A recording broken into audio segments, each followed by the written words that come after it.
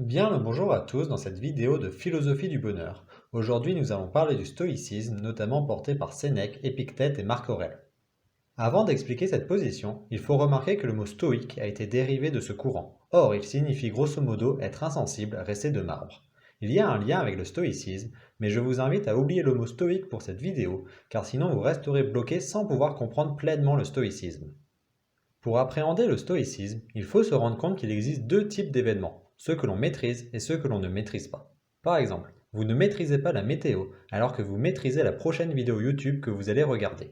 Avec ce constat, il semble raisonnable de faire en sorte que ce que l'on maîtrise soit tel qu'on le souhaite, mais on ne peut pas dire grand-chose sur ce que l'on ne maîtrise pas. Cependant, la force du stoïcisme est de traiter des événements que l'on ne maîtrise pas. Supposons que nous soyons en été, que vous êtes à la plage et qu'il se mette à pleuvoir. Pour la plupart d'entre vous qui aimez qu'il fasse beau lorsque vous êtes à la plage, vous allez être déçus, voire triste de la situation. Pour les personnes qui aiment la pluie en été, vous pouvez imaginer un autre exemple d'événement extérieur obligeant à arrêter une activité plaisante. Dans ce cas, vous risquerez d'être triste de la situation. Mais les stoïciens disent que vous auriez tort, car ne maîtrisant pas la météo, vos états mentaux n'y changeront rien. Que vous soyez triste ou heureux, il ne fera pas beau. Vous avez le choix entre être triste sous la pluie et ne pas être triste sous la pluie. On voit que la meilleure situation est lorsque vous n'êtes pas triste. C'est pour cela que le stoïcisme prône un contrôle de soi et de ses émotions pour ne pas être peiné par rapport à ce qui arrive et que l'on ne maîtrise pas. Une maxime d'Épictète le synthétisant est ne demande pas que ce qui arrive arrive comme tu désires, mais désire que les choses arrivent comme elles arrivent et tu seras heureux. L'illusion que les stoïciens critiquent est celle disant que c'est l'événement extérieur qui crée ton malheur, ce qui n'est pas du tout le cas. C'est ta perception de l'événement, le jugement que tu en fais qui crée ton malheur. Autrement dit, ce n'est pas le fait qui nous affecte, mais notre perception de ce fait. Les stoïciens disent donc qu'il faut modifier les jugements que l'on a pour être heureux. Arriver à cet état de contrôle de ses émotions devrait nous rendre plus heureux. Souvent, la distinction du stoïcisme n'est pas entre ce que l'on maîtrise et ce que l'on ne maîtrise pas, mais entre ce qui est interne et ce qui est externe à nous.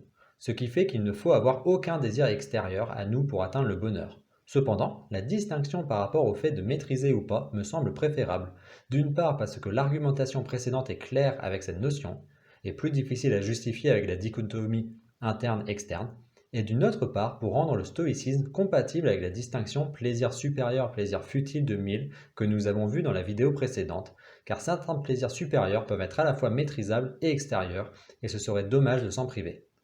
Il y a d'une part ce dont on ne maîtrise pas et dont il ne faut pas avoir de désir, et parmi ce que l'on maîtrise, il est possible d'y ajouter la dichotomie de Mill pour favoriser les plaisirs supérieurs. Tel que je l'ai expliqué précédemment, le stoïcisme est difficilement réfutable et semble être quelque chose de souhaitable. Mais cela demande beaucoup de travail sur soi, car les conséquences peuvent être importantes. Pour le comprendre, regardons cette citation d'Épictète.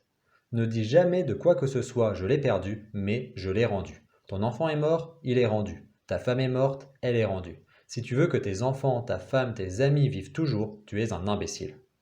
Je trouve qu'il est logiquement difficile de ne pas être d'accord avec cette phrase une fois que nous avons pris le temps d'y réfléchir, mais en même temps je suis parfaitement conscient qu'il est presque impossible d'être émotionnellement d'accord avec cette phrase. Cette critique est finalement incomplète si on ne parle pas des neurosciences qui nous apprennent que nos états mentaux sont extrêmement dépendants du cocktail chimique cérébral que l'on ne maîtrise pas.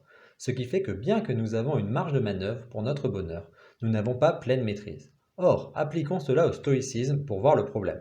Puisque je ne maîtrise pas ma tristesse, alors d'après le stoïcisme, il est irrationnel d'en être triste, donc il est préférable de ne pas être triste. Or, je n'ai pas la possibilité de ne pas être triste. On pourrait appeler cela le paradoxe stoïcien. L'erreur stoïcienne est de supposer que ce qui est interne est maîtrisable, ce qui est faux en vertu de ce que nous apportent les neurosciences. Pour conclure, le stoïcisme est une position disant que pour être heureux, il faut faire une dichotomie entre ce que l'on maîtrise et ce que l'on ne maîtrise pas, et qu'il ne faut pas être peiné par ce que l'on ne maîtrise pas, mais le problème est que l'on ne maîtrise pas totalement nos états mentaux, ce qui réfute le stoïcisme. Mais je pense qu'il ne faut pas rejeter totalement le stoïcisme.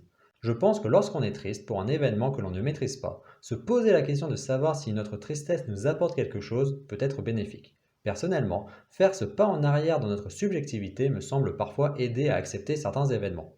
Ce n'est pas une solution magique qui rend le bonheur facile, mais le stoïcisme me semble une possibilité d'aider à accepter certains événements difficiles grâce à une prise de recul.